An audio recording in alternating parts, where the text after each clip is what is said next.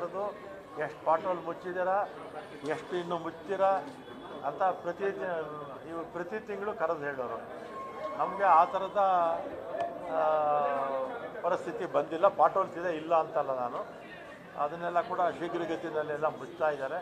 ಸ್ವಲ್ಪ ಈ ಸಲ ಮಳೆ ಜಾಸ್ತಿ ಇತ್ತು, ಅದರಿಂದ ಸ್ವಲ್ಪ ತೊಂದರೆ ಆಗಿದೆ. ಬಿ ಜೆ ಪಿಯವರು ಅವ್ರ ಕಾಲದಲ್ಲಿ ಆಗಿರೋದನ್ನೆಲ್ಲ ಮರೆತುಬಿಡ್ತಾರೆ.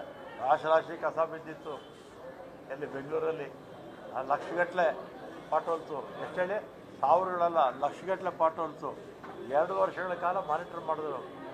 ಆಮೇಲೆ ಈ ಬಿ ಜೆ ಪಿಯವರು ಇಷ್ಟೆಲ್ಲ ಮಾತಾಡ್ತಾರಲ್ಲ, 8,000 ಕೋಟಿ ಸಾಲ ಇಟ್ಬಿಟ್ಟು ಹೋಗ್ಬಿಟ್ಟಿದ್ದಾರೆ. ಬಿ ಬಿ ಎಂ ಪಿ ಒಂದರಲ್ಲೇ 8,000 ಕೋಟಿ ಸಾಲ ಇಟ್ಬಿಟ್ಟು ಹೋಗ್ಬಿಟ್ಟಿದ್ದಾರೆ. ಈಗ ಅವ್ರು ಮಾಡಿರ್ತಕ್ಕಂಥ ಪೆಂಡಿಂಗ್ ಬಿಲ್ಸ್ ಇತ್ತಲ್ಲ, ಅದನ್ನೆಲ್ಲ ನಾವು ತೀರಿಸೋ ಕೆಲಸ ಮಾಡ್ತಾಯಿದ್ದೀವಿ.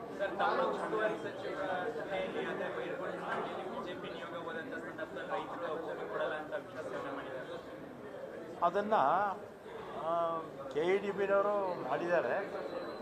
100ಕ್ಕೆ 85 ಭಾಗ ಕೊಡ್ತೀವಿ ಅಂತ ಹೇಳಿದ್ದಾರೆ.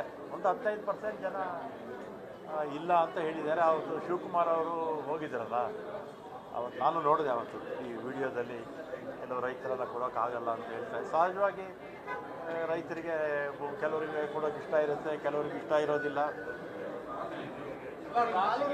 ರಾಜಕೀಯ ಷಡ್ಯಂತ್ರಗಳೆಲ್ಲ ನಡೀತಾ ಇದ್ದಾವೆ. ಜಮೀನು ಕೊಡದೇ ಇರೋದಕ್ಕೆ ಏನಾದರೂ ರೈತರನ್ನೇ ಆಮೇಲೆ ರೈತರಿಗೆ ಇನ್ನೊಂದು ಆಪ್ಷನ್ ಇದೆ.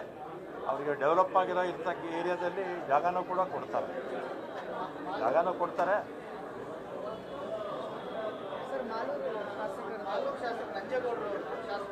ನೋಡಿದೆ ನಾನು, ವಾಟ್ಸಪ್ಪಲ್ಲಿ ಮೆಸೇಜ್ ಹಾಕಿದ್ರು, ರೀಕೌಂಟಿಂಗ್ ಮಾಡಿ ಅಂತ ಹೇಳಿದ್ದಾರೆ.